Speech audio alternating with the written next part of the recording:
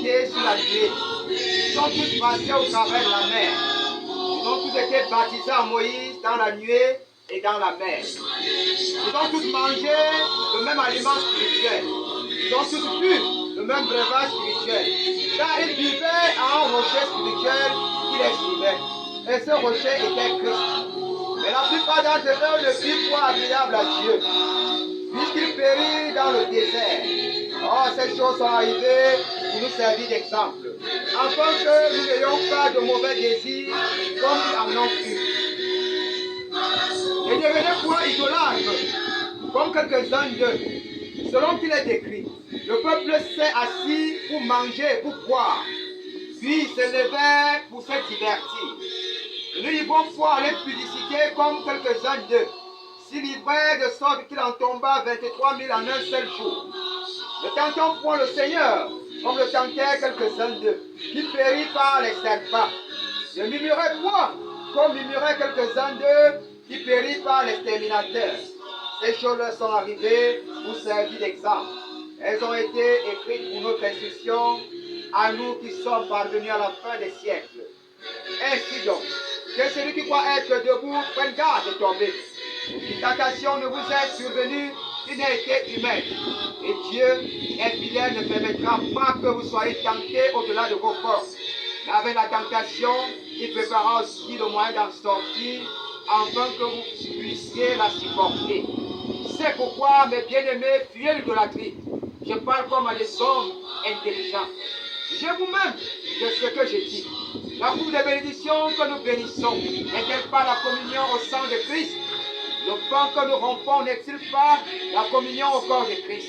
Puisqu'il y a un seul pain, nous qui sommes plusieurs, nous formons un seul corps.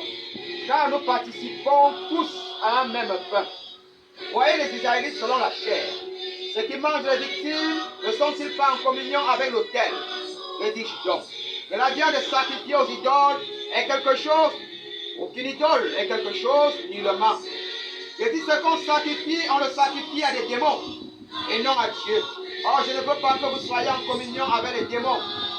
Vous ne pouvez boire la coupe du Seigneur et la coupe des démons. Vous ne pouvez participer à la table du Seigneur et à la table des démons. Voulons-nous provoquer la jalousie du Seigneur? Sommes-nous plus forts que lui? Tout est permis, mais tout n'est pas utile. Tout est permis, mais tout n'édifie pas.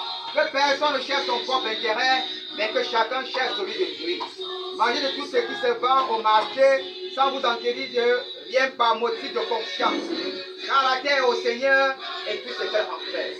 Si un non-croyant vous invite, et que vous vouliez y aller manger de tout ce qu'on vous présentera, sans vous acquérir de rien par motif de conscience. Mais si quelqu'un vous dit, ceci a été offert en sacrifice, n'en mangez pas, à cause de celui qui a donné l'avertissement et à cause de la conscience. Je parle ici non de votre conscience, mais celle de l'autre. Pourquoi, en effet, ma liberté serait-elle jugée par une conscience étrangère? Si je mange avec action de grâce, pourquoi serais-je blâmé au sujet d'une chose dont je rends grâce? Soit donc que vous mangez, soit que vous fassiez quelque autre chose. Faites tout pour la gloire de Dieu. Ne soyez en scandale ni aux Grecs, ni aux Juifs, ni à l'Église de Dieu. De la même manière que moi aussi, je m'efforce en toutes choses de complaire à tous, cherchant non mon avantage, mais celui du plus grand nombre, afin qu'ils soient sauvés. Soyez des spectateurs, comme je le suis moi-même de